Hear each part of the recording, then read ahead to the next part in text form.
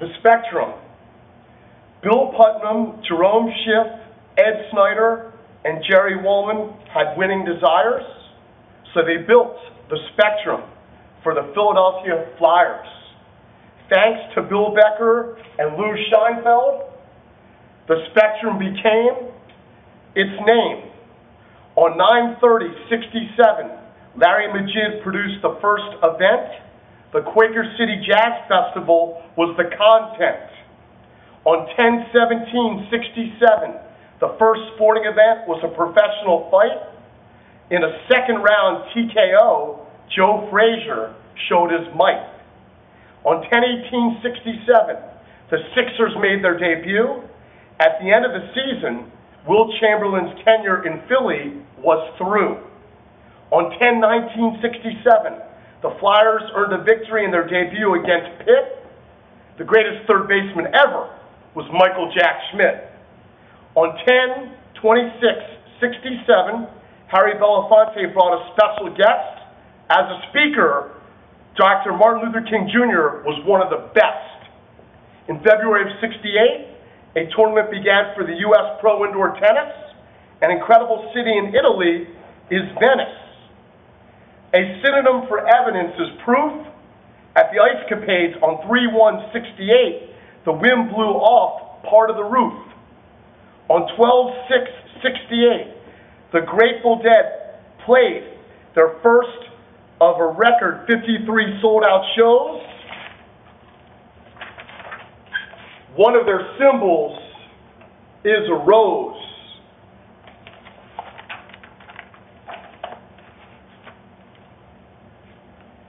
A record was set by Gunther Gebel-Williams of Ringling Brothers and Barnum and Bailey.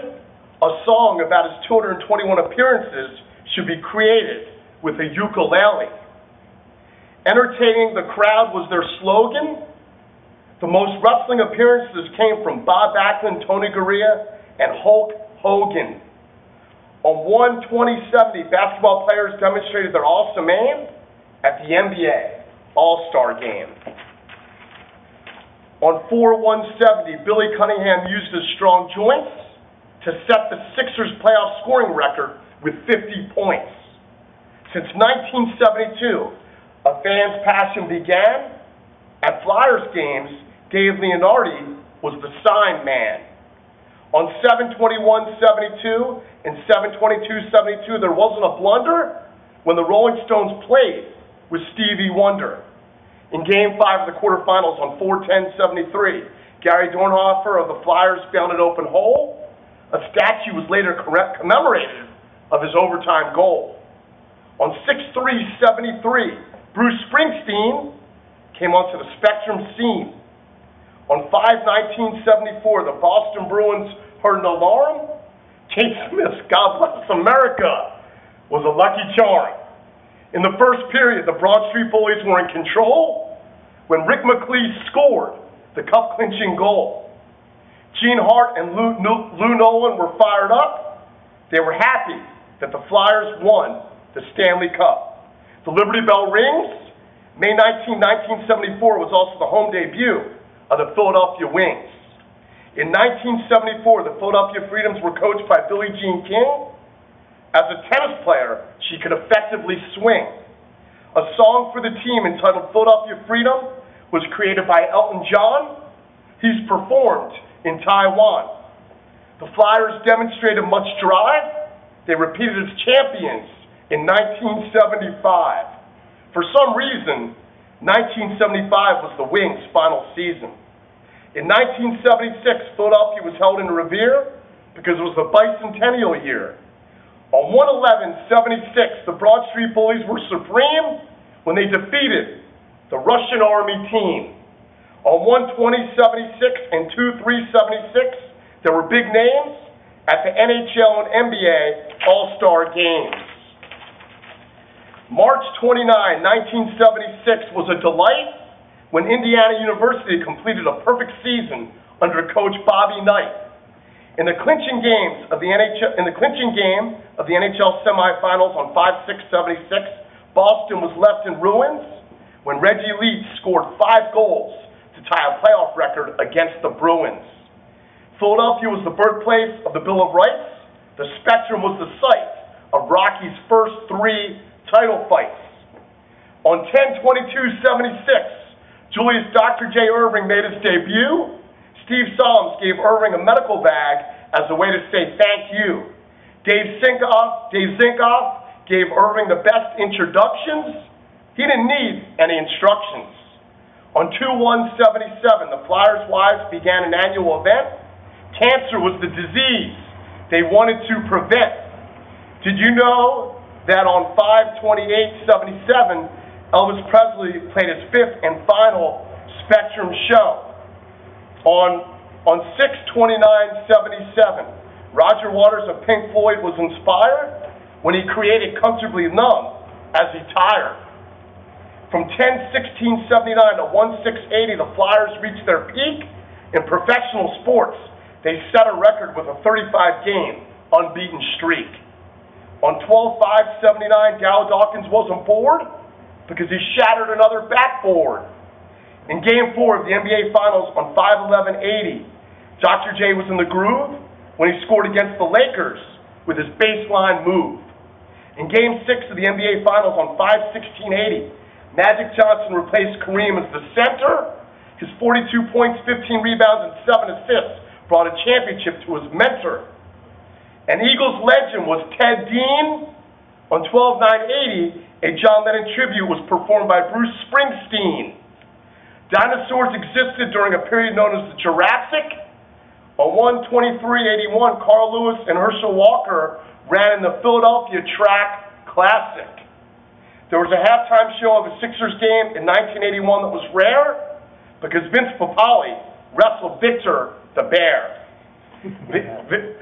The Indiana Hoosiers experienced much fun. They won the NCAA title again on March 30, 1981. 1982 was groovy. A statue was created for the 3rd Rocky movie. The statue remained in front of the Spectrum for many years. Outside of the art museum is now where it appears. On 1/5/83, Dr. J took a leap when he dunked over Michael Cooper to perform Rock the Baby to Sleep. The 1983 Sixers were deep in the NBA Finals, led by Moses Malone and Dr. J. They defeated the Lakers in a sweep.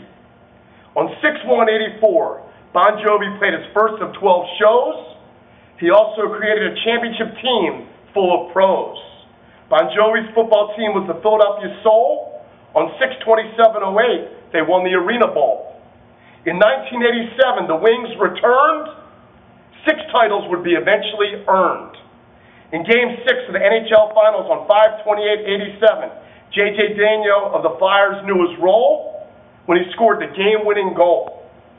In Flyers history, October 8, 1987 was a special date because a statue was dedicated to Kate. On 12/8/87, Flyers fans gave a roar because Ron Hextall was the first goalie to shoot the puck into the net for a score. September 27, 1988 was billed as the ultimate event. Liza Minnelli, Sammy Davis Jr., and Frank Sinatra would represent. Declaring Michael Jordan as the greatest NBA player ever was the work of a proponent. On 11/16/88, his 52 points were the most ever scored by a Sixers opponent. Dr. J was deserving, so on 1/18/89, a statue was dedicated to Julius Irving. On 9/10/90, the Grateful Dead played. In their 30-year history, only the Spectrum was played in every decade. On 1/18/92, the All-Star Game went well for the NHL. On 3/28/92, Christian Laettner of the Duke Blue Devils hit a buzzer beater. Then winning an NCAA championship for Duke made this incredible shot even sweeter. Before the Grateful Dead's concert, on 10/7/94, WMMR's Pierre Robert welcomed the crowd. A tie-dye banner of their 50 Spectrum shows was lowered that made the fans proud. On 12/13/94, Willie Burton of the Sixers was soaring. His 53 points set a Spectrum record for scoring. On 12/15/95, Phish played its first of 9 shows. Flyers history is a subject that Trey Anastasio also knows. Coach Bill Barber and his team, the Phantoms, were great when they won the Calder Cup on June 10, 1998. The Phantoms were pumped up on 6/10/05. They won another Calder Cup. With a bag of terrific tricks, the Major Indoor Soccer League champions in 2002 and 2007 were the Kicks. On 5/2/09, Samson and Delilah was the encore when the Dead were in town. Bob Weir spectacularly sang, "If I Had My Way, I Would Tear This Old Building Down." After the concert, in a classy manner, the Dead were given their beautiful banner. Bruce Springsteen and the E Street Band weren't slow. On 10/20/09, they played their final Spectrum show. On 10/23/09, a show was entitled Last Call. The Hooters, Todd Rundgren, and Hall & Oates would enthrall. The final Spectrum concert occurred on Halloween of 2009 that featured Pearl Jam. The greatest rock promoter ever was Bill Graham. In 2009, fans began to take a look at God Bless the Spectrum, which is a fantastic book. Philadelphia will never replace the Spectrum, which was also known as America's showplace. All right. Beautiful. I got to tell you, you put a lot of work into that, and it shows the passion, what the Spectrum means to you and to so many people in this area. And just to hear all these events, I forgot half of them.